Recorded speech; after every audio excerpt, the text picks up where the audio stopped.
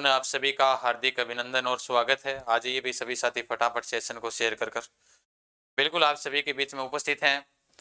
सभी को नमस्कार भाई। देखो आज जैसा कि आपको पता हो, आज आपका जो पेपर हुआ था सेकंड ग्रेड वाला, उसके आंसर की अपने अभी जो पर्सन हुए हैं उन पर्सनों को अपने जितने पर्सन लगभग 92 के आसपास पर्सन है सभी पर चर्चा करेंगे। साइकोलॉजी के लिए मनोज जी सर ने जो सारे प्रश्नों के उत्तर बताए, और मनोज जी सर तो लाइव आए नहीं, फिर मैंने कहा मैं लाइव आ जाता हूँ, तो मनोज जी सर का भी बहुत बहुत धन्यवाद। तो एक बार सभी साथी सेशन को शेयर कीजिएगा और अपने शुरुआत करते हैं। सबसे पहले करंट से ही बात कर लेते हैं। तो पहला क्वेश्चन था कि राजस्थान के किन शहरों में दिव्यांग खिलाड़ियों को पैरा स्पोर्ट्स मैन के लिए पैरा खेल अकादमी बनेगी, यानी जो पैरा खेल अकादमी है वो कहां पर बनेगी। पहला क्वेश्चन ये है आप सभी के लिए। जी बिल्कुल, नमस्कार प्रणाम सभी साथियों को। तो एक बार फटाफट सेशन को शेयर कीजिएगा और उत्तर बताते रहिएगा, अपने फटाफट उत्तर निकाल लेंगे सभी प्रश्नों का।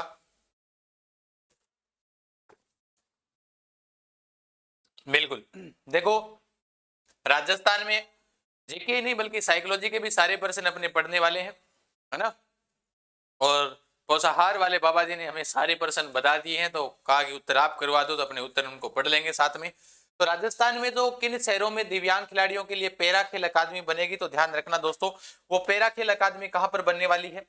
बीकानेर, अजमेर, कोटा, भीलवाड़ा, जोधपुर और जयपुर, यानी यहां पर आपका ऑप्शन डी है, वो डी क्या हो जाएगा, आपका राइट उत्तर हो जाएगा। ठीक है, बिल्कुल पहले क्वेश्चन का जो सही उत्तर है वो डी ऑप्शन आपका क्या होने वाला है, राइट उत्तर होने वाला है जी। चलते हैं आगे वाले क्वेश्चन के ऊपर। तो ये लीजिए नेक्स्ट क्वेश्चन आपके बीच कि निम्नलिखित खेलों में से कौन सा राजीव गांधी ग्रामीण ओलंपिक खेलों में 2022 में सम्मिलित नहीं है। जो खेल शामिल किए गए थे ग्रामीण ओलंपिक खेल, उनमें कौन सा शामिल नहीं है। खो खो नहीं है, हॉकी नहीं है, फुटबॉल नहीं है या वॉलीबॉल नहीं है। तो ध्यान दें सभी साथी, कौन से खेलों में राजीव गांधी ग्रामीण ओलंपिक खेलों में शामिल नहीं था। तो खो खो था, हॉकी था, वॉलीबॉल था, लेकिन क्या नहीं था, फुटबॉल यहां पर आपका शामिल नहीं था। सही उत्तर है वो आपका ऑप्शन सी हो जाएगा। 3 नंबर ऑप्शन है वो आपका क्या हो जाएगा, राइट उत्तर हो जाएगा। जी बिल्कुल, नमस्कार प्रणाम भाई। नेक्स्ट आगे देखते हैं, नेक्स्ट क्वेश्चन 3 नंबर क्वेश्चन पर आते हैं। ये रहा प्रश्न, ये है कि माह अगस्त की बात है, अगस्त 2022 में किसे राजस्थान का मुख्य निर्वाचन आयुक्त नियुक्त किया गया था। अगस्त के अंदर राजस्थान में मुख्य निर्वाचन आयुक्त किसे नियुक्त किया गया था, बताओ। श्री मधुकर गुप्ता, श्रीमती उषा शर्मा, बीएल आर्य, डीबी गुप्ता, किसको नियुक्त किया गया था। जल्दी जल्दी से उत्तर बताइएगा। बिल्कुल, किसे नियुक्त किया जाता है। तो ध्यान रखना दोस्तों, जो नियुक्त किया गया था वो किन्हें किया गया था, मधुकर गुप्ता को नियुक्त किया गया था। ए ऑप्शन आपका क्या होगा, राइट उत्तर हो जाएगा। नेक्स्ट आगे देखते हैं, वर्ष 2022 के लिए निम्नलिखित में से राजस्थान के किन शिक्षकों को राष्ट्रीय शिक्षक पुरस्कार प्रदान किया गया था। 2022 के लिए निम्नलिखित में से राजस्थान के किन शिक्षकों को राष्ट्रीय शिक्षक पुरस्कार प्रदान किया गया था, बताइए भाई।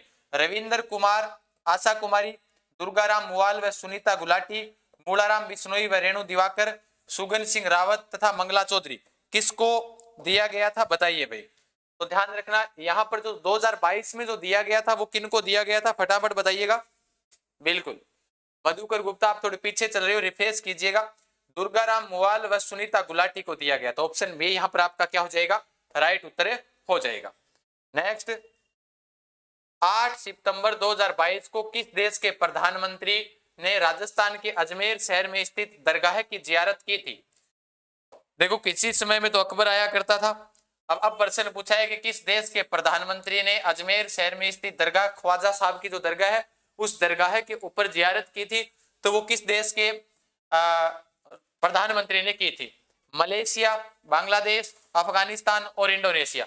तो किस देश ने की थी, ध्यान रखना। जी बिल्कुल, ये क्वेश्चन डाला हुआ है क्या, बहुत अच्छी बात है टेलीग्राम पर, तो अच्छी बात थी। तो 8 सितंबर 2022 को किस देश के प्रधानमंत्री ने राजस्थान के अजमेर शहर में स्थित दरगाह की जियारत की थी, तो बांग्लादेश के की थी। यहां पर आपका ऑप्शन बी राइट हो जाएगा, ध्यान रखना, ठीक है। नेक्स्ट आगे चले, बिल्कुल टेलीग्राम पर डाले हुए बहुत से पर्सन है तो करंट के डाले जाते हैं, आप ज्वाइन जरूर कीजिएगा। नेक्स्ट आपके सामने ये रहा, राजस्थान में पहला महिला संचालित सहकारी बैंक स्थापित करने के लिए राजस्थान के किस राज्य के स्त्री निधि क्रेडिट सहकारी संघ के साथ समझौता ज्ञापन यानी MOU पर हस्ताक्षर किया गया है? बताओ भाई। तेलंगाना, आंध्र प्रदेश, तमिलनाडु, गुजरात। 6 नंबर क्वेश्चन का उत्तर बताओ भाई। हाँ, बांग्लादेश की शेख हसीना जुल्फों वाली। लाइब्रेरी से नमस्कार जी, अनिल जी नमस्कार। बताओ भाई, जल्दी जल्दी उत्तर बताओ। हाँ, करंट वाला अच्छी बात है, डाला हुआ है तो बहुत अच्छी बात है, तो आप ज्वाइन कीजिएगा टेलीग्राम आराम से, ठीक है। हाँ, 1 नंबर जी बिल्कुल, तेलंगाना के साथ MOU समझौता किया गया था। ए ऑप्शन यहाँ पर आपका क्या हो जाएगा? राइट उत्तर हो जाएगा, ठीक है। नेक्स्ट आगे देखते हैं। ये लो, पर्सन साफ दिखाई दे रहे हैं, कोई दिक्कत नहीं है ना। नेक्स्ट आगे वाला क्वेश्चन आप सभी के बीच में ये रहा कि वर्ष 2022 में राजस्थान के किस जिले को MSME के उत्कृष्ट कार्य पर आकांक्षी जिला एस्पिरेशनल डिस्ट्रिक्ट सर्वे में राष्ट्रीय स्तर पर द्वितीय पुरस्कार प्राप्त हुआ है? कौन से जिले को प्राप्त हुआ है बताइए फटाफट। टोंक को, करौली को, अजमेर को या धौलपुर को? किसे प्राप्त हुआ है? 7 नंबर बताना है आपको, उत्तर बताओ जल्दी जल्दी। बिल्कुल अपना गलत, कोई बात नहीं। यहां पर जो प्राप्त हुआ है वो किस जिले का हुआ है? यहां पर आपका ऑप्शन बी हो जाएगा, करौली को हुआ है, ध्यान रख लेना, ठीक है। नेक्स्ट आगे देखते हैं। राजस्थान के मुख्यमंत्री की हरित राजस्थान स्वस्थ राजस्थान की संकल्पना के तहत वर्ष 2022-23 में कितने पौधे तैयार किए जाने प्रस्तावित थे? बताओ भाई, कितने पौधे तैयार किए जाने प्रस्तावित हैं? 2 करोड़, 5 करोड़, 10 करोड़, 1 करोड़? हरित राजस्थान स्वस्थ राजस्थान की संकल्पना के तहत 2022-23 में कितने पौधे तैयार किए जाने प्रस्तावित है? तो ध्यान रखना, यहां पर आपका उत्तर 5 करोड़ हो जाएगा। बी ऑप्शन यहां पर आपका क्या होगा? राइट हो जाएगा। नेक्स्ट आगे देखते हैं। वित्तीय वर्ष 2022-23 में राजस्थान की इंदिरा गांधी शहरी रोजगार गारंटी योजना के लिए बजट प्रावधान है। कितना बजट प्रावधान है बताओ भाई? 800 करोड़, 1200 करोड़, 1600 करोड़, 400 करोड़? 2022-23 में राजस्थान की इंदिरा गांधी शहरी रोजगार गारंटी योजना चलाई है ना, शहरों में भी रोजगार उपलब्ध होगा, उसके लिए बजट पूछा गया है कि कितने करोड़ बजट है शुरू किया गया है। तो ध्यान रखना 800 करोड़ यहां पर आपका क्या होगा? राइट उत्तर होगा। ऑप्शन ए आपका क्या हो जाएगा? राइट उत्तर हो जाएगा। नेक्स्ट क्वेश्चन की बात करें, राजस्थान की नई पारिस्थितिक पर्यटन नीति कब लागू की गई थी? लागू पूछा है, एक तो जारी की जाती है और एक लागू पूछा है। तो लागू कब की गई थी? 2020 में या 21 में या 22 में या 19 में? कब की गई थी बताइए फटाफट सभी साथी। 400 नहीं होगा, 800 करोड़ होगा, ध्यान रखना, ठीक है ना। तो ये जो जारी की जाती है, ध्यान रखना, पारिस्थितिक पर्यटन नीति, पर्यटन को पूछा जाता है पर्यटन विभाग की स्थापना कब की जाती है? तो 1956 में की जाती है। फिर इसको उद्योग का दर्जा दिया गया था, जन उद्योग का। उसके बाद में एक पर्यटन पारिस्थितिक पर्यटन नीति भी लागू की जाती है, वो पहले की गई थी 2004-5 की शायद वो तो। लेकिन अब जो नई की पूछा गया है कि नई 2021 की हो जाएगी, ठीक है। जारी हुई, लागू हुई है ये 2021 में, जारी की गई थी इसे 20 में। नेक्स्ट क्वेश्चन, पुलिकट झील स्थित है, कहाँ स्थित है? तमिलनाडु में, ओडिशा में, कर्नाटक में या केरल में? पुलिकट झील कहाँ स्थित है बताइए भाई जल्दी जल्दी सभी साथी। तमिलनाडु में है या ओडिशा में है या कर्नाटक में है या केरल में है? पुलिकट झील, एकदम आसान सा क्वेश्चन आया था, तो ये तमिलनाडु में हो जाएगी। नेक्स्ट क्वेश्चन आपके सामने, India state of forest report 2021 के अनुसार वनों के अंतर्गत सर्वाधिक प्रतिशत भूमि वाला राज्य है? प्रतिशत में पूछा है। India state of forest report 2021 के अनुसार वनों के अंतर्गत सर्वाधिक प्रतिशत भूमि वाला राज्य कौन सा है? तो ध्यान रखना, सर्वाधिक प्रतिशत भूमि वाला राज्य पूछा जाए आपसे तो मिजोरम है या अरुणाचल प्रदेश है या हिमाचल प्रदेश है या मेघालय है? बताओ जी।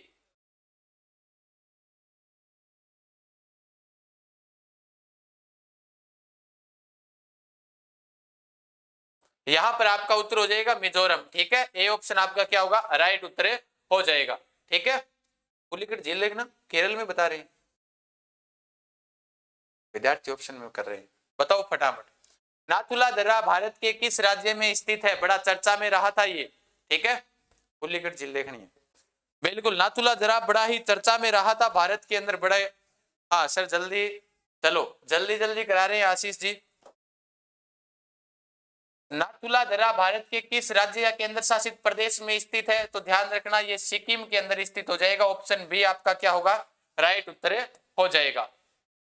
14 नंबर क्वेश्चन है, हालांकि वो दर्रा बड़ा चर्चित में रहा था नाथुला दर्रा। 14 नंबर क्वेश्चन है कि सर्वाधिक वर्षा के लिए प्रसिद्ध स्थान मौसिनराम कहां पर स्थित है? किस राज्य में स्थित है? मणिपुर, मेघालय, त्रिपुरा, असम, कहां पर स्थित है मौसिनराम जहां पर सर्वाधिक? हाँ तो तमिलनाडु होगा, ठीक है। तो सर्वाधिक वर्षा मौसिनराम कहां पर है? मेघालय में स्थित है। ऑप्शन बी हो जाएगा। मैं बताता हूं ना, एक फैक्ट है बड़ा शानदार कि मौसिनराम में उतनी वर्षा होती है एक दिन में जितनी वर्षा जैसलमेर में 10 सालों में नहीं होती है। 10 सालों में होती है, यानी कि 100 सेंटीमीटर वर्षा हो जाती है वहां पर एक दिन में, और यहाँ 10 सेंटीमीटर होती है प्रति वर्ष, है ना। बिल्कुल। नेक्स्ट क्वेश्चन आगे देखते हैं, 15 नंबर क्वेश्चन। बेलाडीला लोहे अयस्क प्रसिद्ध खान भारत के किस राज्य में स्थित है? बेलाडीला वाली खान की बात करें तो किस राज्य में? बिहार, ओडिशा, छत्तीसगढ़ या मध्य प्रदेश? जो लोहे अयस्क की खान है, इन खानों से संबंधित या फिर जो उद्योग स्थापित हुए थे उनसे संबंधित कहीं ना कहीं दुर्गापुर, बिलाही, उनसे संबंधित आ जाता है कहीं ना कहीं पर्सन। आज पूछा कि बेलाडीला लोहे अयस्क की खान कौन से राज्य में स्थित है, तो ध्यान रख लेना ये छत्तीसगढ़ में स्थित है। कहां पर है? छत्तीसगढ़ में। सी ऑप्शन आपका क्या हो जाएगा? राइट उत्तर हो जाएगा। नेक्स्ट, ध्वनि तीव्रता के मापन के लिए प्रयुक्त इकाई है। भाई ध्वनि तीव्रता के मापन के लिए प्रयुक्त इकाई क्या है? Floor, decibel, millibar, centigrade. अब ये तो पता ही है ध्वनि तीव्रता के लिए। हाँ हाँ, 8 बजे वाली क्लास होगी, बिल्कुल होगी।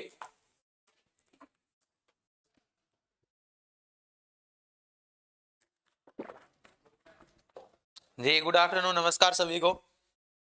बताते रहिए भाई सभी साथी, फटाफट उत्तर बताइएगा। तो ध्वनि तीव्रता के लिए मापन इकाई है वो डेसिबल है। बी ऑप्शन आपका सही हो जाएगा। काल वैसाखी किस राज्य से संबंधित है? काल वैसाखी जगह जो त्योहार है वो किस राज्य से संबंधित है? तो हमें अच्छी तरह से पता है ये पश्चिम बंगाल से संबंधित है। ए ऑप्शन यहाँ पर आपका क्या हो जाएगा? राइट उत्तर हो जाएगा। ठीक है, नेक्स्ट आगे देखते हैं।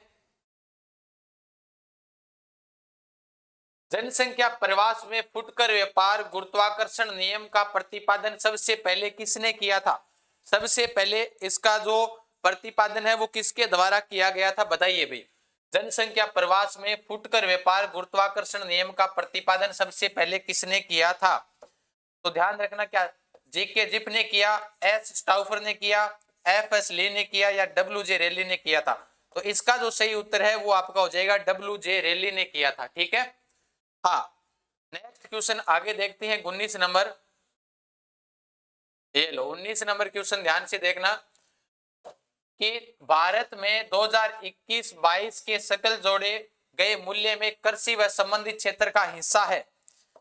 कृषि व संबंधित क्षेत्र का हिस्सा है 20.2 या 19.8%, 20.9 या 18.8%। ठीक है, कौन सा होगा? तो इन दो में से एक है, या तो 19.8 है या फिर 18.8 है, ध्यान रख लेना। ठीक है ना, इन दोनों में कंफ्यूजन वाला है तो देख लेना आप। बाकी टेलीग्राम पर डाल दिया जाएगा, मनोज जी सर वाले पर डाल देंगे, मनोज हरिदत्त शर्मा नाम से है, टेलीग्राम ज्वाइन कीजिएगा, या फिर जीके विद गजान सर, वहां पर आपको ये मिल जाएगी। ठीक है ना, उसके बाद में नेक्स्ट आगे देखते हैं। 1956 के औद्योगिक नीति प्रस्ताव में प्रथम वर्ग के उद्योगों के संबंध में कौन सा विकल्प सही है? कौन सा विकल्प है वो सही है? उद्योगों पर सरकार का आंशिक स्वामित्व होना, उद्योगों पर निजी क्षेत्र का पूर्ण स्वामित्व होना, उद्योगों पर निजी व सार्वजनिक दोनों क्षेत्रों का स्वामित्व होना, उद्योगों पर सरकार का पूर्ण स्वामित्व होना, कौन सा सही है? सही पूछा गया है 20 नंबर के अंदर, बताइए फटाफट कौन सा सही है? जी बिल्कुल, तो ध्यान रखना यहां पर जो उत्तर होगा वो उद्योगों पर निजी क्षेत्र का पूर्ण स्वामित्व होना, यहां पर आपका राइट उत्तर होगा 20 का। ठीक है, नेक्स्ट आगे देखते हैं। डॉल्फिन कटक स्थित है, कहां स्थित है डॉल्फिन कटक? बताइए भाई।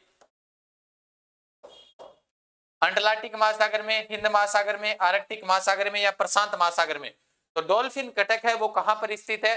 तो ये ध्यान रख लेना ये अटलांटिक महासागर में स्थित है। ए ऑप्शन आपका क्या होगा, राइट होगा।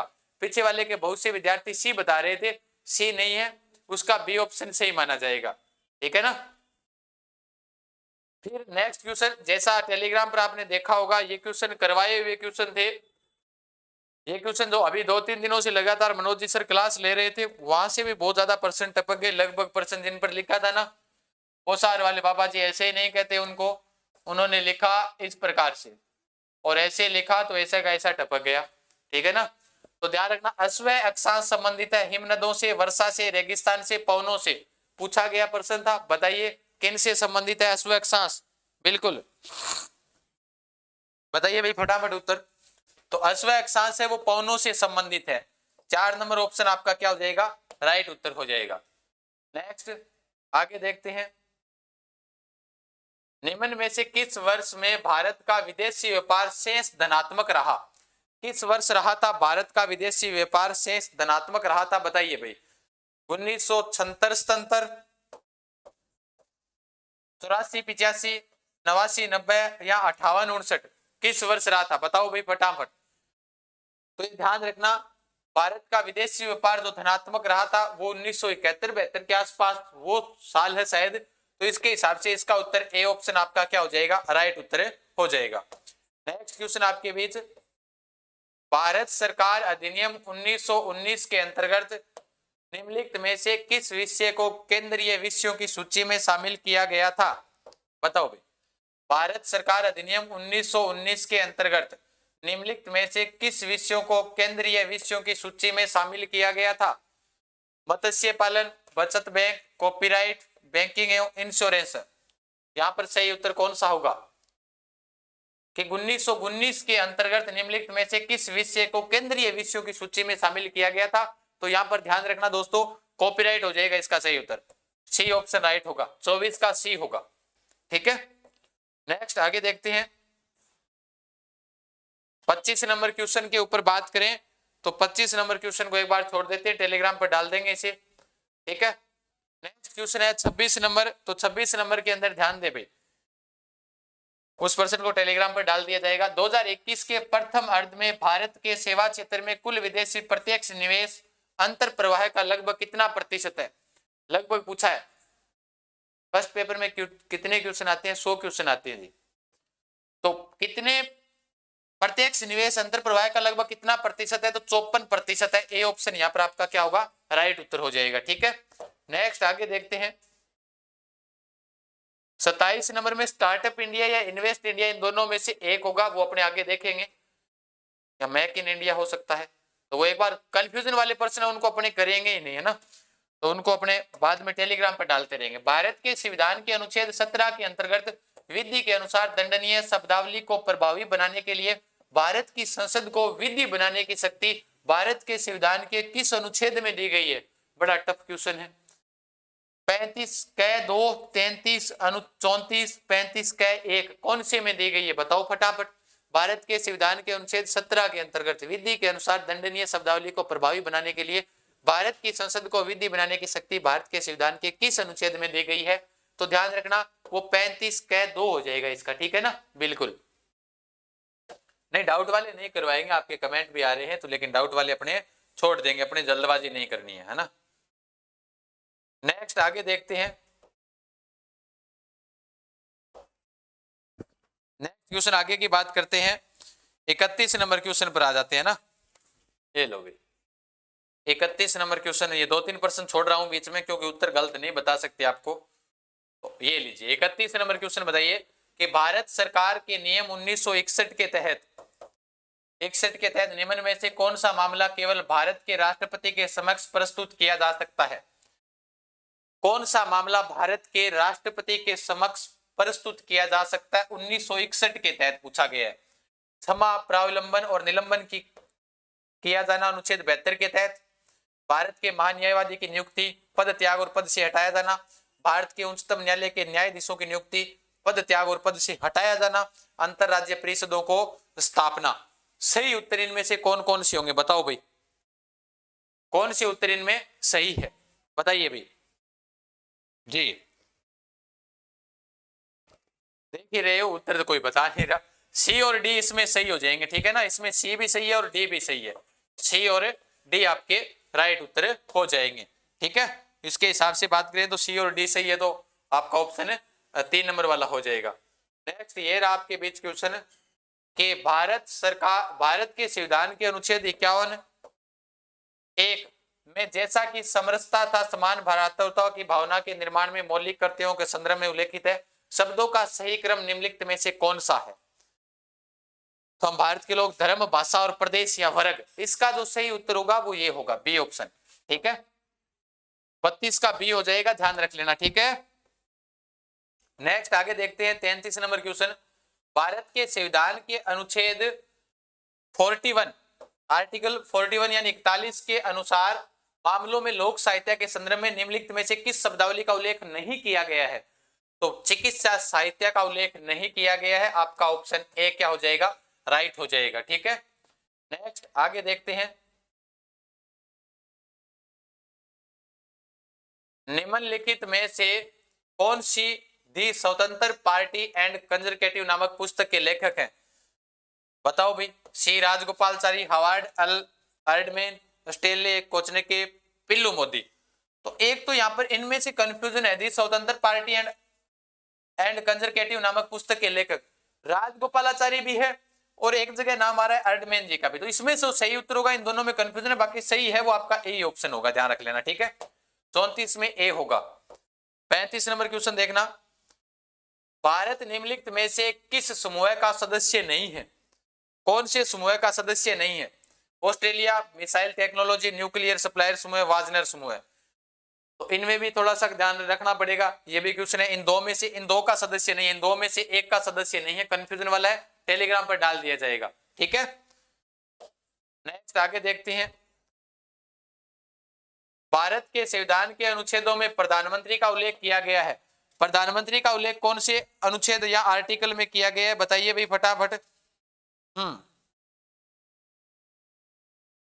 कौन कौन से में किया गया है प्रधानमंत्री का उल्लेख इसमें होगा 74, 75 और 78, ये ऑप्शन आपका सही होगा, इसका 36 का ध्यान रखना, ठीक है। ये रहा क्वेश्चन, बड़ा ही शानदार दिया है ये भी क्वेश्चन कि निम्नलिखित में से किस राजनीतिक दल ने 17वीं लोकसभा हेतु आम निर्वाचन में राष्ट्रीय राजनीतिक दल के रूप में भाग नहीं लिया था। कौन सी निर्वाचन पार्टी ने नहीं लिया था, राष्ट्रीय दल के रूप में भाग नहीं लिया था। All India Trinamool Congress, communist party of India CPI, Samajwadi, nationalist Congress party, किसने नहीं लिया था। तो ध्यान रखना इसमें आपका ऑप्शन ए हो जाएगा, ऑल इंडिया तृणमूल कांग्रेस, 37 का। नेक्स्ट आगे देखते हैं 38 नंबर क्वेश्चन से, वैश्वीकरण अमेरिकन का संबंध दिया था, किसने दिया था, इसको छोड़ रहे हैं एक बार। शिक्षा मनोविज्ञान शाखा है भाई, साइकोलॉजी, मनोज जी सर ने पूर्णतः हमें बताई, मनोज हृदय शर्मा जी ने, और उन्हीं के बताए गए सारे क्वेश्चन आप सभी के बीच करवा रहे हैं। वो दूसरा पेपर हल करवाएंगे आपको। यहाँ पर साइकोलॉजी के क्वेश्चन है आप सभी के बीच की, शिक्षा मनोविज्ञान शाखा है, समाज मनोविज्ञान की, व्यवहारात्मक मनोविज्ञान की, या विकासात्मक मनोविज्ञान की, या प्रायोगिक मनोविज्ञान की। ध्यान रखना, इनको ब्लॉक करो। तो ध्यान रखना शिक्षा मनोविज्ञान जो शाखा है वो इसका सही उत्तर हो जाएगा, व्यवहारात्मक मनोविज्ञान की होगी, ठीक है। 39 का बी हो जाएगा। नेक्स्ट आगे देखते हैं 40 नंबर, आधिकारिक तौर पर भारत की यात्रा करने वाले पहले अमेरिकी राष्ट्रपति कौन हैं। लगभग शायद 6 अमेरिकी राष्ट्रपतियों ने भारत की यात्रा की है, पहले कौन है अगर ऐसा पूछा जाए तो डवाइड डी आइजनहोवर है, ध्यान रखना ए ऑप्शन आपका क्या होगा, राइट उत्तर हो जाएगा।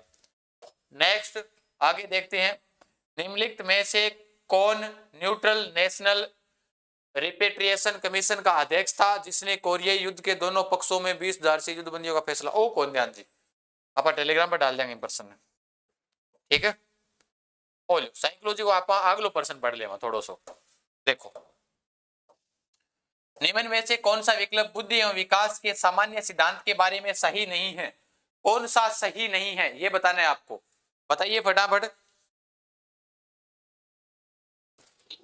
तो इसमें कौन सा सही नहीं है, विकास के क्रम में एकरूपता सही है, विकास विशेष के सामान्य की ओर चलता है, विशेष से सामान्य की ओर चलता है, ये सही नहीं है, आपका ऑप्शन बी हो जाएगा यहाँ पर राइट, ध्यान रख लेना, ठीक है। नेक्स्ट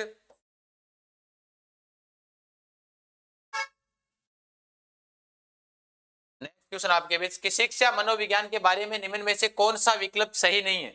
पूरा पेपर ही हल करेंगे, अपने 100 के 100 क्वेश्चन जो नहीं आ रहे, जो बताए जा रहे हैं वो टेलीग्राम पर डाल दिए जाएंगे। तो शिक्षा मनोविज्ञान के बारे में निम्नलिखित में से कौन सा विकल्प सही नहीं है। शिक्षा मनोविज्ञान की अध्ययन विधि गुणात्मक एवं परिणात्मक दोनों है। शिक्षा मनोविज्ञान का दूसरा नाम विकासात्मक मनोविज्ञान है।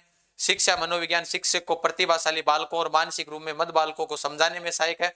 और डी ऑप्शन है इसका, शिक्षा मनोविज्ञान के विस्तार की कोई सीमा नहीं है। तो इसका जो सही उत्तर होगा वो ध्यान रख लेना, आपका 43 नंबर क्वेश्चन का ए ऑप्शन है वो आपका क्या होगा, सही उत्तर हो जाएगा, ध्यान रखना, ठीक है। हाँ 43 का ए होगा। 44 की बात करते हैं, ये रहा कि निम्न विकल्पों में से बालक की बुद्धि के बारे में कौन सा विकल्प सही है। वृद्धि अधिगम और अनुभव का परिणाम है। वृद्धि कोशिकाओं व अवयवों के आकार में परिवर्तन है। वृद्धि शरीर में आंतरिक परिवर्तन है जिसका मापन नहीं किया जा सकता। वृद्धि शरीर में केवल गुणात्मक परिवर्तन है। 44 नंबर क्वेश्चन का सही उत्तर क्या होने वाला है। जय हिंद भाई सभी को, नमस्कार।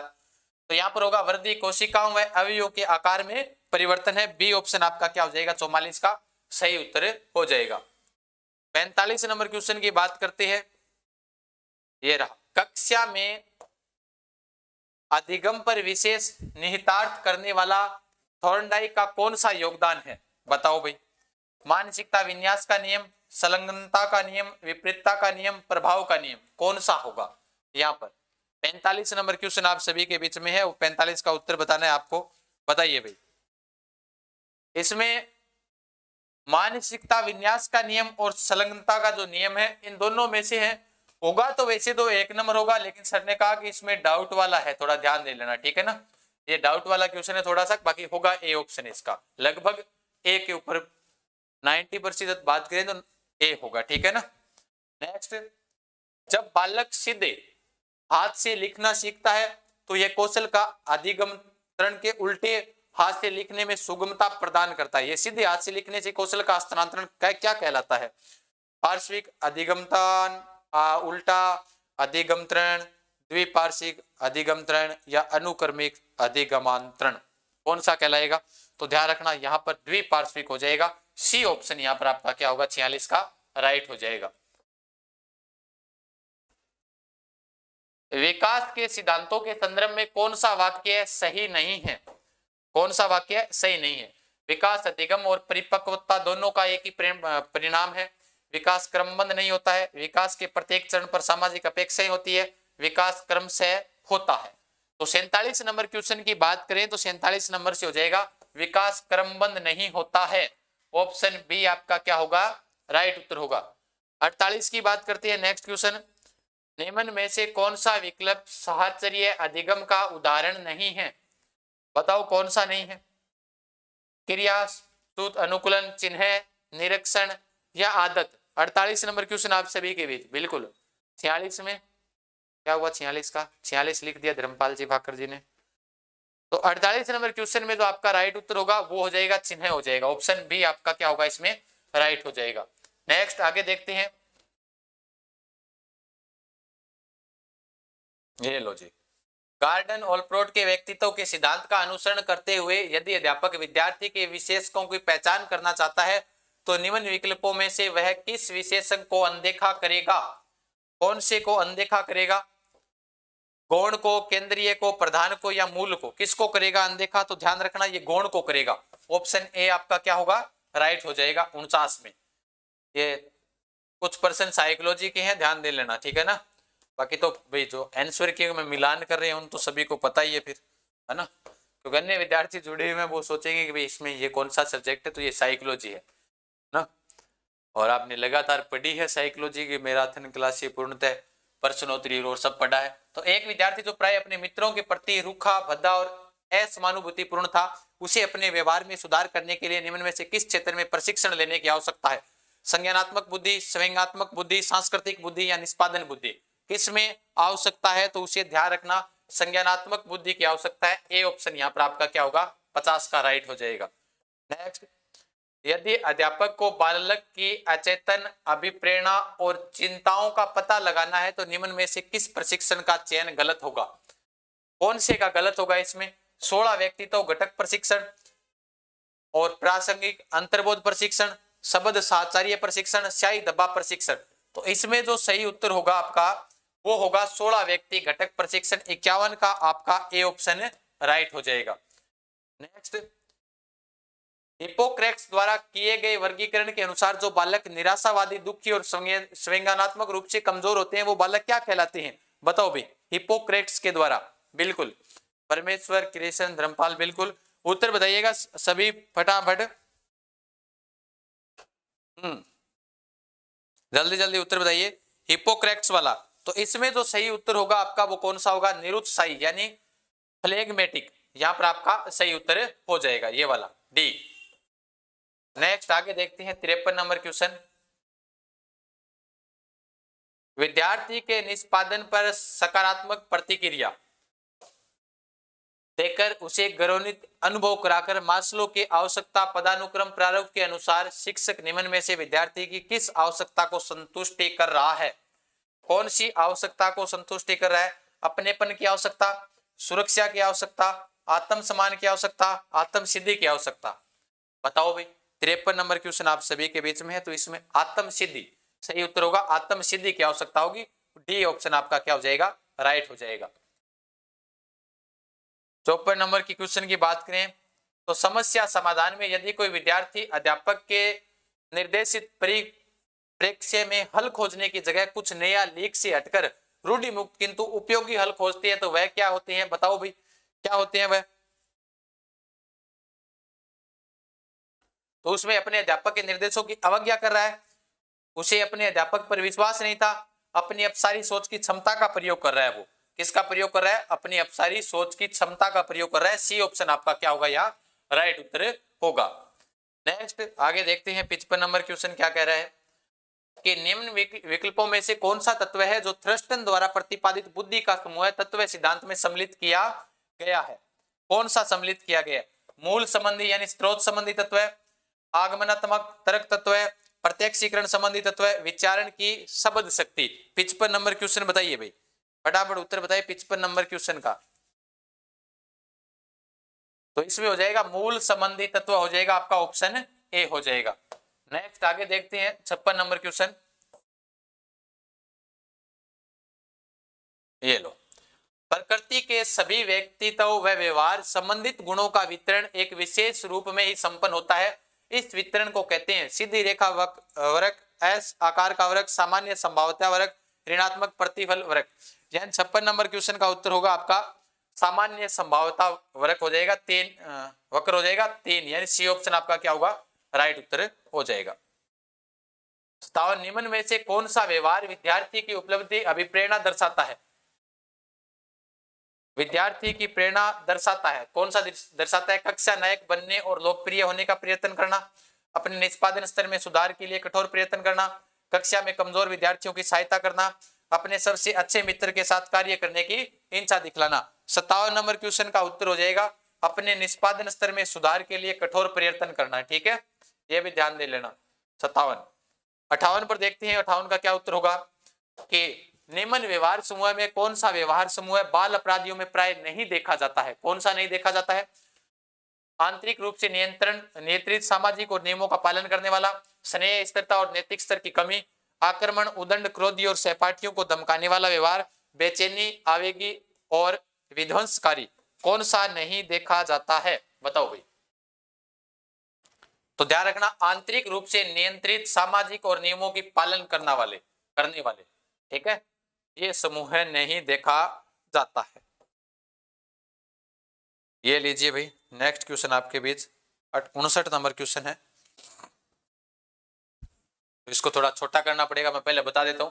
निम्नलिखित विकल्पों में से अध्यापक का कौन सा तरीका विद्यार्थी के आत्म क्षमता में बढ़ोतरी का नहीं करेगा। कौन सा विकल्प है जो अध्यापक के अंदर विद्यार्थी की आत्म क्षमता में बोध की बढ़ोतरी नहीं करेगा, अध्यापक का कौन सा तरीका। विद्यार्थी की उपलब्धि पर उचित प्रोत्साहन और प्रतिक्रिया देना, छात्र को किसी आदर्श को दिखाना जिससे समान कार्य की सफलता प्राप्ति की हो, विद्यार्थी के समान कार्य से पूर्व में मिली सफलता पर प्रकाश डालकर उसे प्रवीणता की अनुमति देना, विद्यार्थी की सफलता का श्रेय भाग्य को या स्कूल में सहायता को देना। यहाँ पर डी ऑप्शन आपका सही हो जाएगा, ठीक है ना। ये उसका विद्यार्थी को क्या नहीं देगा, जो आपके पर्सन में आत्म क्षमता के बोध में बढ़ोतरी नहीं करेगा। अगर वैसे कहता है कि ये विद्यार्थी टॉप आया है तो विद्यार्थी की सफलता का श्रेय उसके भाग्य को है और स्कूल को है, तो ये उसके आगे बढ़ोतरी नहीं देगा। डी ऑप्शन इसका सही हो जाएगा। 60 नंबर क्वेश्चन, साइकोलॉजी का अंतिम क्वेश्चन, कि यदि एक छात्र अपना बहुत सा खाली समय चित्रकारी में बिताता और ऐसा करने पर वह प्रसन्नता अनुभव करता है, अपने व्यस्त समय में भी चित्रकारी के लिए समय निकाल लेता है और उसे ऐसा करने पर थकान का अनुभव नहीं होती है, तो निम्न में से यह विकल्प छांटे जो उसकी अभिव्यक्ति दर्शाता है। यह विकल्प है आपके सामने। यह उसकी अभिक्षमता और श्रेष्ठता की अभिव्यक्ति दर्शाता है, यह उसकी रुचि की अभिव्यक्ति दर्शाता है, यह उसकी खाली समय का सदुपयोग करने के लिए अभिव्यक्ति दर्शाता है, यह उसकी अभिवृत्ति की अभिव्यक्ति दर्शाता है। बताइए क्या होगा 60 नंबर का। 60 नंबर का ए ऑप्शन आपका क्या होगा, राइट होगा। यह उसकी अभिक्षमता और श्रेष्ठता की अभिव्यक्ति दर्शाता है, ए ऑप्शन राइट हो जाएगा। अब ये साइकोलॉजी वाले पर्सन थे तो मनोज जी सर ने सारे बताए, इसलिए मनोज जी सर का बहुत बहुत धन्यवाद।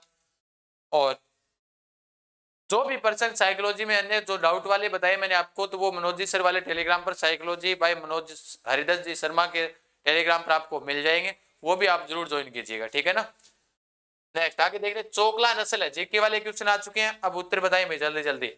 चलो साइकोलॉजी वाले तो आप देख रहे थे आराम से, जीके वाले बता दो फिर फटाफट, है ना।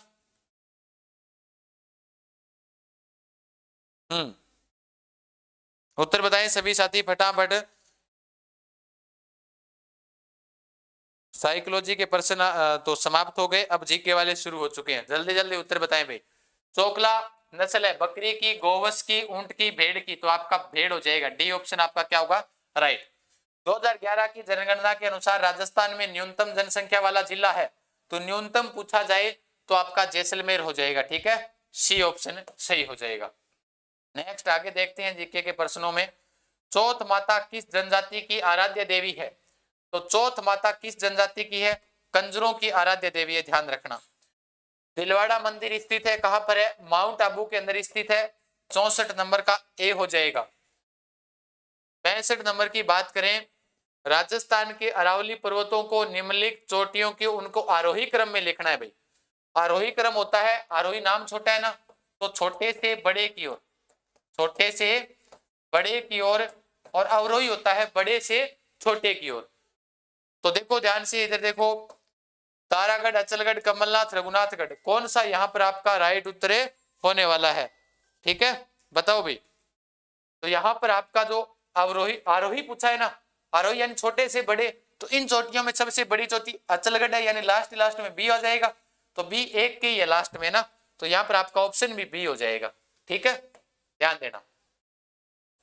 नेक्स्ट है, राजस्थान के किस जिले में कर्क रेखा गुजरती है, तो ये आपको पता है, डूंगरपुर बांसवाड़ा में गुजरती है, तो यहाँ पर आपका ऑप्शन बांसवाड़ा हो जाएगा जी।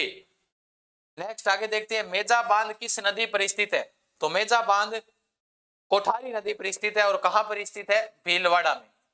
कौन से राज्य में, जिले में है, भीलवाड़ा में है, ठीक है। बहुत बार ये प्रश्न पूछा गया है, अब भी पूछा जा रहा है। पीछे पूछा गया कि मेजा बांध का संबंध किस जिले से है। परवर्ती क्षेत्र विकास उपागम मांडा किस वर्ष में प्रारंभ किया गया था, मांडा किस वर्ष प्रारंभ किया गया था, ये बताओ भाई। 1974, 75, 69, 70, 71, 72, 78, 79, तो आपका डी ऑप्शन आपका सही हो जाएगा। प्राक हड़प्पा युगीन संस्कृति में हमें कहां से प्राप्त हुई है, तो आहड़ या कालीबंगा, बालाथल या गणेश्वर, तो पूर्व हड़प्पाकालीन सभ्यता है वो हमें किसको कहा जाता है, कालीबंगा को कहा जाता है, तो इसका उत्तर आपका बी ऑप्शन सही हो जाएगा, ठीक है। नेक्स्ट आगे देखते हैं, उत्तर गुप्त कालीन सिख की संख लिपि में लिखे लेख मिले हैं, 70 नंबर का, बताइए भाई। 70 नंबर क्वेश्चन है कि उत्तर गुप्त कालीन संख लिपि में लिखे लेख मिले हैं बेराठ में, आहड़ में, ओजियाना में, गिलुंड में, तो संख लिपि के प्रमाण हमें कहां से मिले हैं, बेराठ सभ्यता से मिले हैं। निम्नलिखित में से कौन सा युद्ध महाराणा सांगा और बाबर के मध्य हुआ था, खानवा का युद्ध। कौन सा युद्ध हुआ था, खानवा का युद्ध हुआ था इन दोनों के बीच में। ब्याना का भी होता है, ब्याना ऑप्शन में नहीं है तो अपने कैसे करेंगे। ठीक है, नेक्स्ट आगे देखते हैं। राष्ट्रीय कृषि विकास योजना किस वर्ष प्रारंभ की गई थी? 2005, 7, 11 और 1। राष्ट्रीय कृषि विकास योजना किस वर्ष प्रारंभ की गई थी? तो ध्यान रखना, राष्ट्रीय कृषि विकास योजना है वो 2007 में प्रारंभ की गई थी। 72 नंबर क्वेश्चन का आपका ऑप्शन बी हो जाएगा। ठीक है, ध्यान दे लेना। नेक्स्ट आगे देखते हैं 73 नंबर क्वेश्चन। उत्तर बताओ भी साथ साथ में। अब 2-3 विद्यार्थी बता रहे हैं, बाकी देख ही रहे हैं ना। क्या बात है, पेपर अच्छा नहीं हुआ क्या? तभी देख रहे हो मेरे हिसाब से तो फिर, है ना। राजस्थान के निम्नलिखित में से कौन से जिलों में उष्णकटिबंधीय शुष्क पतझड़ी वन पाए जाते हैं? उदयपुर, बांसवाड़ा, कोटा। अब देखो, उष्णकटिबंधीय शुष्क पतझड़ी वन, तो ये तो कोटा वाला ये नहीं होगा। फिर बीकानेर, नागौर, चूरू छोड़ देते हैं एक बार। फिर सीकर, झुंझुनू और जालौर। जब सीकर आ गए और झुंझुनू आ गए तो फिर आन भी छोड़ना पड़ेगा, वो भी कोनी। जैसलमेर, बाड़मेर, पाली, यानी इन दो में से है।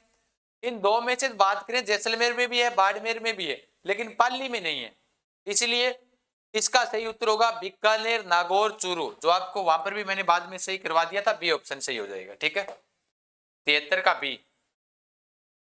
74 नंबर का देखो ध्यान से प्रश्न, सुमेलित करना है तो एक बार इसको सुमेलित कीजिएगा। देखो इसमें अगर बात करें भाई, राजपुताना मध्य भारत सभा 1918 में, और अधीनस्थ बोर्ड का एग्जाम हुआ था उसने 1919 माना था। पहले पूछा था उन्होंने 1919 माना है इसको। और राजस्थान सेवा संघ 1919 हो जाएगा। मारवाड़ सेवा संघ की बात करें तो 1920 हो जाएगा। आचार सुधारिणी सभा हो जाएगी 1910। इस हिसाब से 4, 3, 2, 1, तो आपका ऑप्शन ए सही हो जाएगा इसका। ठीक है, वर्धा महाराष्ट्र में हम पढ़ते हैं ना, उसकी स्थापना की गई थी और सब। मत्स्य संघ में कुल कितनी रियासतें थी? तो मत्स्य संघ में ध्यान रखना कुल 4 रियासतें थी। इकाइयां पूछ ले तो 5 थी, क्योंकि निमराना ठिकाना हो जाएगा साथ में। लेकिन पूछा जाए, हाँ वो कौन नहीं आवा सर, कौन सो को नहीं आवा। तो मत्स्य संघ में कुल रियासतें थी 4, अलवर, भरतपुर, करौली, धौलपुर, जिसकी राजधानी अलवर बनाई गई थी। नेक्स्ट, आबू के जैन मंदिर विमल साई के निर्माण करता है।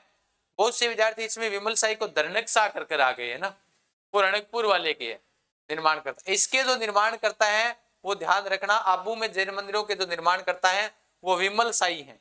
कौन है? विमल साई है जी, बिल्कुल। कोई बात नहीं, नहीं आ रहा है तो अभी देखो बी ऑप्शन आपका राइट हो जाएगा। अब देखो 1857 की क्रांति के बाद देखो जोधपुर को पॉलिटिकल एजेंट जो मैकमोहन हो, मैकमोहन ने कौन सा युद्ध में ठोक्यो?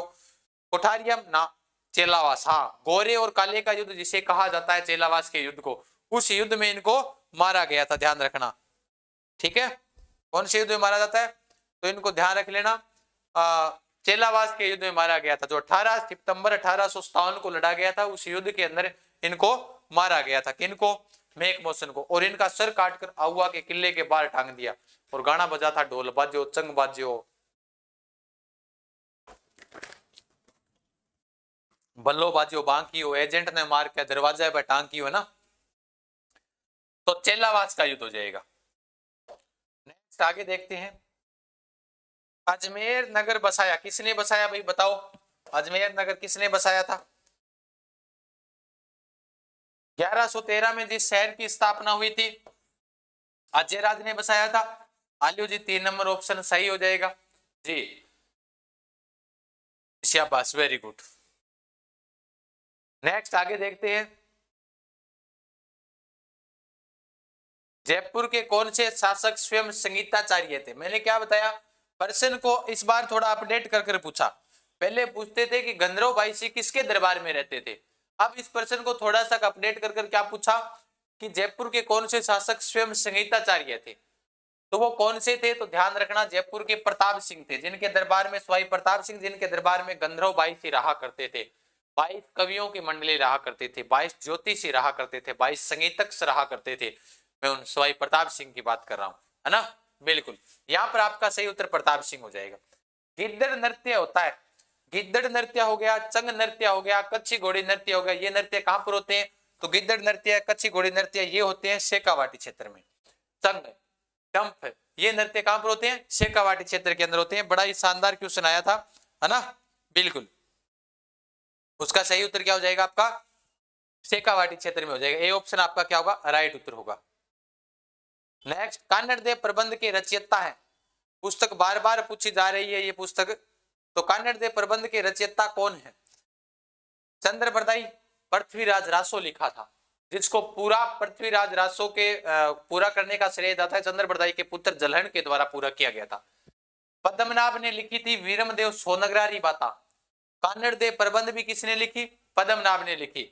नरपति नालह ने कौन सी लिखी थी? बिसल देव रासो। पूछा जाए कि बिसल देव रासो जो गोडवाड़ी भाषा में लिखी गई है वो किसने लिखी थी? तो नरपति नालह ने लिखी थी। जयानक, तो पृथ्वीराज विजय के लेखक पूछा जाए तो जयानक है। जयानक। रासो की पूछा जाए चंद्रबरदाई। तो कान्नड़ देव प्रबंध के लेखक कौन है? पद्मनाभ है, ध्यान रखना, ठीक है। हाँ, सरल था सर पे, सरल नहीं। निम्नलिखित में से राम स्नेही संप्रदाय की सिंहंथल शाखा के प्रवर्तक संत कौन थे? सिंहंथल का पूछा गया है। हरिराम दास जी, रामदास, संतोष दास, स्वामी रामचरण जी, कौन थे बताइए? हरिराम दास है या रामदास है, संतोष दास है, स्वामी रामचरण जी, कौन है बताओ फटाफट। सिंहंथल शाहपुरा के अंदर है। वैसे इसकी प्रधान पीठ की बात की जाए तो कहां पर है? शाहपुरा। शाहपुरा स्थान का भीलवाड़ा के अंदर, वहां पर है। और जब बात की जाए सिंहंथल शाखा के प्रवर्तक कौन है, तो संत हरिराम दास जी हो जाएंगे। ए ऑप्शन आपका क्या हो जाएगा? राइट उत्तर हो जाएगा। नेक्स्ट आगे देखते हैं। विवाह की रस्मों से संबंधित नहीं है। विवाह की रस्मों से संबंध, बंदोली, समेला, कर्णवेद, कांकण बांधन। तो इसमें देखो बंदोरी हो गया, सामेला हो गया, कर्णवेद नहीं है, कांकण डोरा तो होता ही है। तो इसमें जो सही उत्तर होगा वो आपका सी ऑप्शन क्या हो जाएगा? राइट उत्तर हो जाएगा, ठीक है। संकट काल में कौन सा किला मेवाड़ के राज परिवार का आश्रय स्थल रहा है? बताओ कौन सा किला रहा है? संकट काल में कौन सा किला मेवाड़ के राज परिवार का आश्रय स्थल रहा है? जैसे मारवाड़ का पूछा जाए तो शिवाना किला हम कहते हैं, वैसा ही उसके अलावा जालोर दुर्ग की कुंजी भी शिवाना दुर्ग कहलाता है। जैसे रणथंभौर दुर्ग की हम झाइन दुर्ग को पढ़ते हैं। तो जब भी कोई विकट परिस्थिति आती थी तो मेवाड़ के महाराणा कहां जाया करते थे? तो ध्यान रखना, अचलगढ़, बसंती दुर्ग, कुंभलगढ़ या मनचान दुर्ग, कहां पर जाया करते थे? तो ध्यान रखना, संकट काल के दौरान पूछा जाए तो ये जाया करते थे कुंभलगढ़ के अंदर। सी ऑप्शन आपका क्या हो जाएगा? राइट उत्तर हो जाएगा। नेक्स्ट आगे देखते हैं। निम्नलिखित में से राजस्थान की किस चित्रकला शैली पर सर्वाधिक मुगल प्रभाव दृष्टिगोचर होता है? सर्वाधिक मुगल प्रभाव कौन सी चित्र शैली पर मिलेगा? जयपुर पर, बूंदी पर, मेवाड़ पर, मारवाड़ पर, कौन सी पर मिलेगा बताओ फटाफट, है ना? हाँ जी,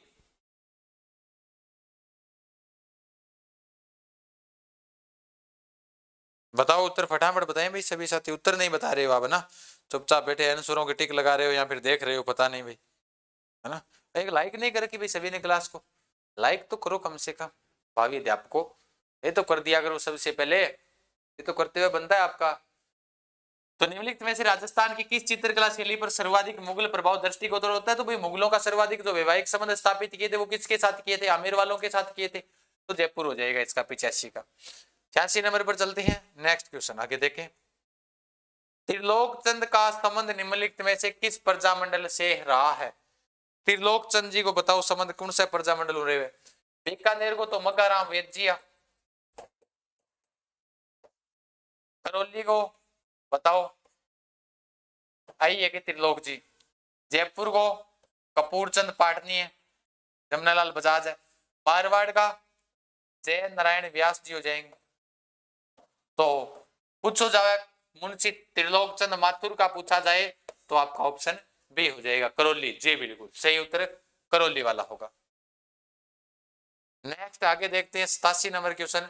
निम्नलिखित में से कौन सा विकल्प संबंध पोमचा से? पोमचो राजस्थानी एक क्या है? पोमचा हम पढ़ते हैं ना, पुत्र जन्म पर पीला पोमचा, है ना, पीलो रंग आयो, सुना होगा। गुलाबी रंग का पोमचा पुत्री जन्म के ऊपर पहनती है ना। जी बिल्कुल सर, ये पेपर हमारे आते तो हम मास्टर बन जाते। अरे भाई बहुत सी क्वेश्चन हार्ड है इसमें, पॉलिटिकल के भी क्वेश्चन ठीक ठाक ही हैं, साइकोलॉजी के क्वेश्चन भी ठीक ठाक है। तो देखे नहीं आपने शुरुआत वाले क्वेश्चन, अब तो जीके वाला है तो ये तो दिन रात अपने पढ़ते ही हैं। तो दिन रात सुबह से शाम तक ये जीके हमने पढ़ा है तो हम हमारा तो पर्सन सही होगा कि नहीं होगा। तो पोमचो है देखो संबंध धारा की वस्त्र हूं है, क्योंकि पीला रंग पोमचो ओडा ओडना तो वस्त्र ही ओडा पा, ये ऑप्शन सही हो जाएगा, ठीक है नहीं। हाँ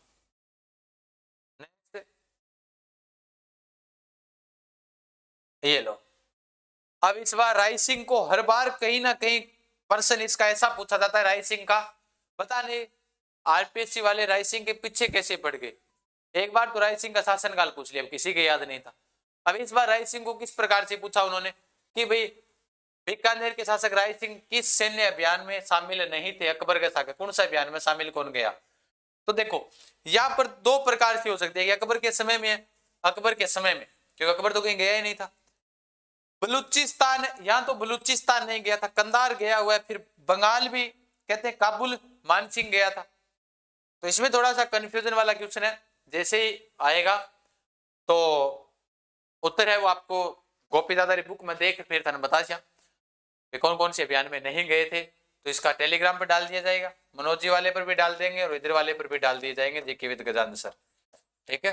ज्वाइन कर ले, जहां पर करंट के तो लगभग पर्सन करवाए हुए आए हुए हैं, वहां से टेलीग्राम पर पर्सन चलते रहते हैं करंट के, तो आप उनको नोट कर लिया करो कॉपी के अंदर, इसका पर्सन का बताएंगे आपको, ठीक है।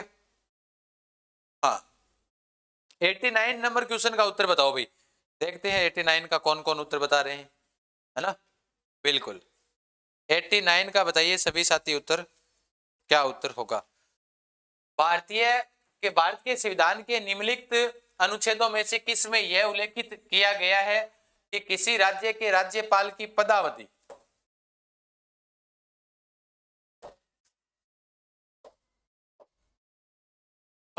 के दौरान उसकी गिरफ्तारी या कारावास के लिए किसी न्यायालय की कोई आदेशिका नहीं निकाली जाएगी। बताओ भाई, किसी राज्य के राज्यपाल की पदावधि के दौरान उसकी गिरफ्तारी या कारावास के लिए किसी न्यायालय से कोई आदेशिका नहीं निकाली जाएगी। ये किस में लिखा हुआ है, कौन सी आर्टिकल में है, 301 2 361 3 361 ए 361 1। देखो गजब को पर्सन है नहीं, 361 ए और 1 अंगों का ही अंतर हुआ भाई है लगभग, शायद ये 361, क्योंकि एक और एक वाला तो कंफ्यूजन नहीं करने वाला, ये एक और एक इसमें तो होगा नहीं, तो इसका बी ऑप्शन सही होगा, 361 3 हो जाएगा, ठीक है। ध्यान दे लेना 89 वाले में 361 3 होगा। थार महोत्सव का आयोजन निम्नलिखित में से किस स्थान पर किया जाता है। जोधपुर, बीकानेर में ऊंट, ठीक है, बाड़मेर में मरु महोत्सव हुआ है, थार हुआ है, जैसलमेर में हुआ मरु, मरु महोत्सव जैसलमेर में हुआ है, तो थार महोत्सव कठा आयोजन करे जाए बाड़मेर। वेलुन महोत्सव भी बाड़मेर में किया जाता है, ध्यान रख लेना, वेलुन महोत्सव है वो भी कहां पर है, बाड़मेर का, सी ऑप्शन सही हो जाएगा आपका। करवा चौथ मनाई जाती है, कब मनाई जाए करवा चौथ, बताओ भाई।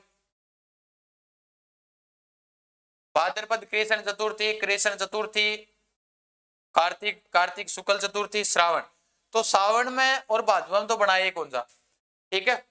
करवा चौथ है जो कि कार्तिक की क्या, तो कृष्ण पक्ष यानी अंधेर पंख में बना, क्या चानन पंख जगह पास शुक्ल पक्ष के वहां, कौन से पक्ष में बनाई जाए, बताओ फटाफट उत्तर बताइए भाई सभी साथी। हाँ सी बता रहे हैं, सी शुक्ल चतुर्थी है या कृष्ण चतुर्थी है, बताओ। तो यहाँ पर बी होगा, ध्यान रखना, ठीक है ना, कृष्ण पक्ष में आती है ये, शुक्ल में आती, किसने कहा, गूगल ने, नहीं ये कार्तिक कृष्ण चतुर्थी में कृष्ण पक्ष आएगा इसका, ध्यान दे लेना, ठीक है, याद रख लेना, बी ऑप्शन सही होगा इसका।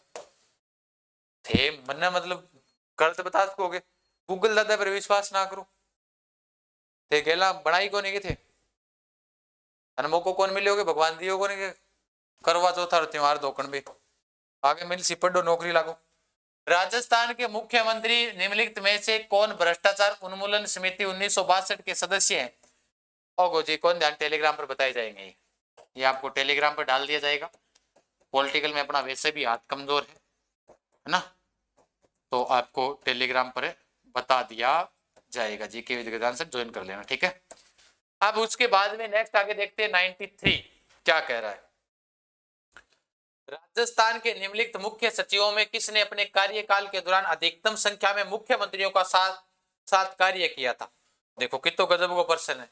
किसने, मुख्य सचिवों में बात कर रहा हूं जिसने अधिकतम संख्या में मुख्यमंत्रियों के साथ कार्य किया था। एस.एल. खुराना, अरुण कुमार, मीठालाल मेहता और बी.वी.एल. माथुर। किसने किया था बताओ भी सर्वाधिक? जी मैं वर्त करा माने ठा है जी। उर्मिला जी धन्यवाद। टीकाराम पालीवाल है क्या? आरती जी बता रही है टीकाराम पालीवाल होगा क्या पीछे वाले का? तो भाई थोड़ा ध्यान रखना, इसमें माथुर साहब हो जाएंगे, इसमें तो माथुर है, कोई दिक्कत नहीं है, ठीक है।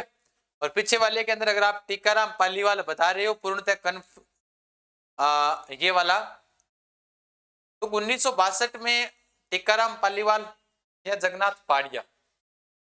जगन्नाथ पाड़िया साहब तो बाद में, फिर टीकाराम पालीवाल ही होगा ना।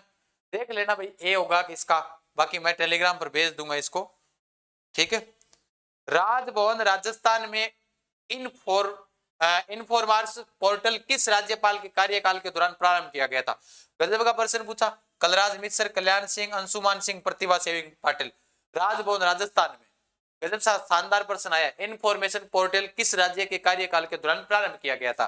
किसके दौरान प्रारंभ किया गया था बताओ? तो ये कलराज मिश्र हो जाएंगे। ए ऑप्शन आपका क्या होगा? राइट उत्तर होगा। 94 नंबर में कलराज मिश्र होंगे, ठीक है। 95 देखते हैं क्या उत्तर आ रहा है 95 का। निम्नलिखित में से कौन सा युग्म सही सुमेलित नहीं है? भाई सही सुमेलित कौन सा नहीं है तो क्यों नहीं है? राज्यपाल का नाम और मुख्यमंत्री का नाम बताओ। ऐसे पर्सन कौन याद रखे भाई उस वक्त राज्यपाल कौन था और मुख्यमंत्री कौन था? आरपीएससी वाले तो पूछ ही लेते हैं कहीं ना कहीं अटकाकर। ओपी मेहता, शिवचरण माथुर, निर्मल चंद्र जैन, अशोक गहलोत, अंशुमान सिंह, वसुंधरा राजे, डॉक्टर संपूर्णानंद, मोहनलाल सुकाड़िया। बताओ तो इसका सही उत्तर क्या होने वाला है? हाँ फ्यूचर का आ रहे हैं सभी बेरोजगार जी। इसका जो सही उत्तर होगा वो ध्यान रखना ये वाला होगा। अंशुमान सिंह राज्यपाल थे, वो वसुंधरा राजे सिंधिया के समय नहीं थे। सी ऑप्शन आपका राइट हो जाएगा। नेक्स्ट आगे देखते हैं।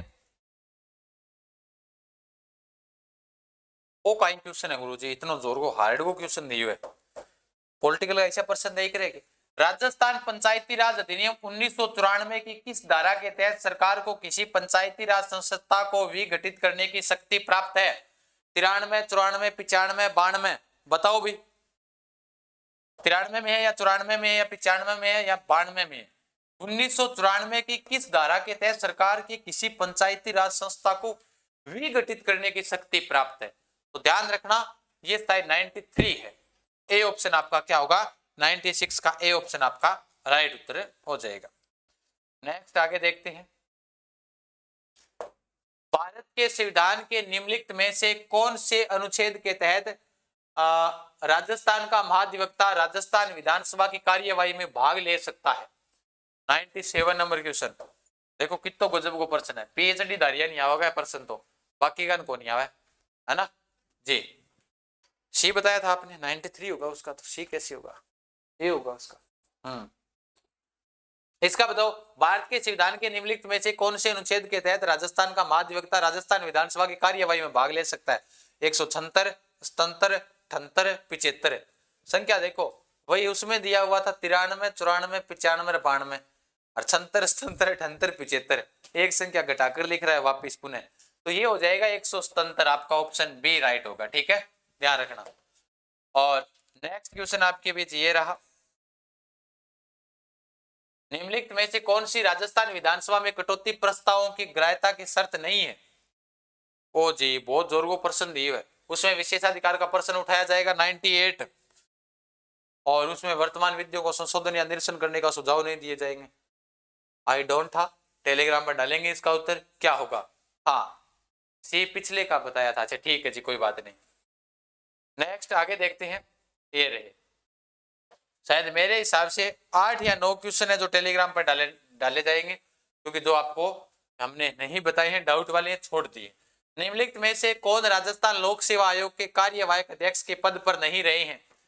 S Tak, H N. Meena, JP Pilania, L Joshi. कौन नहीं रहे? तो ध्यान रखना जेपी पिलानिया नहीं रहे।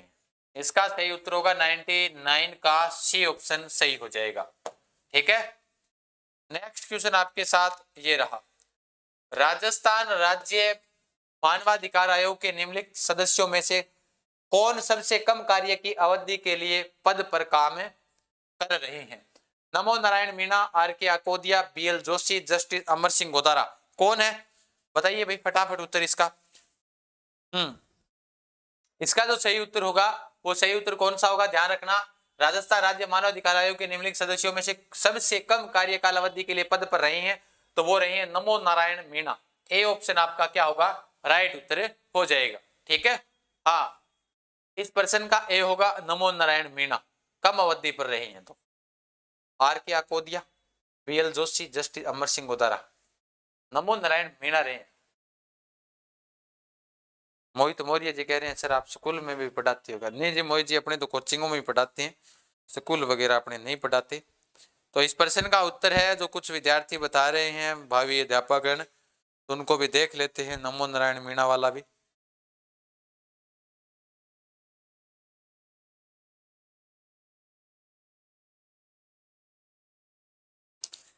जयपुर से खबर आ रही है इस वक्त की सबसे बड़ी, सर गोदारा होगा,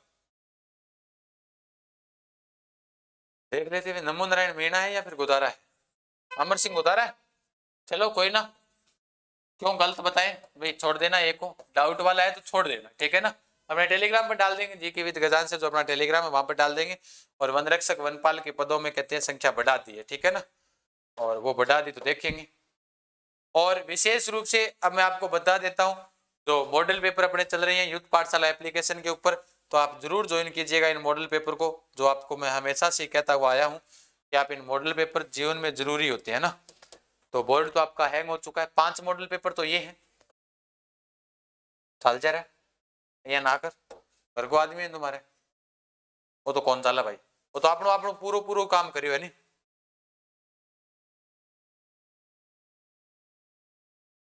चाल क्यों कटे चाल क्यों, तो ये मॉडल पेपर है जो आपको मिल जाएंगे युद्ध पाठशाला एप्लीकेशन के ऊपर मिल जाएंगे, ये आप ज्वाइन जरूर कीजिएगा। 10+2 के लिए भी है और स्नातक स्तर दोनों के लिए 10+2 कितने हैं, 20 है पूरे के पूरे। युद्ध पाठशाला एप्लीकेशन पर जाकर ज्वाइन कर सकते हो।